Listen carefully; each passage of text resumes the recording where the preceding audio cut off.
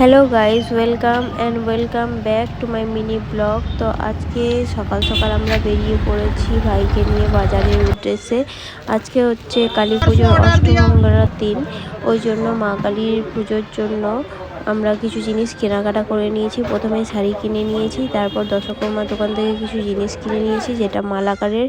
তারপর উমা জুয়েলার্সের থেকে কিছু একটা যেটা মানত ছিল সেটা কিনে নিয়েছি। তারপরে আমরা চলে গিয়েছি মা কালীর মন্দিরে ফল মিষ্টি নিয়ে। চান টান সকালেই করা হয়ে গিয়েছে। তো ভাই আমি আর শ্রেয়াংশী তিনজনেই চলে গিয়েছিলাম সাঁইথিয়া রঙাইপুরের কামারডাঙ্গা বলে একটা জায়গা, সেই পাষাণকালী মন্দিরে।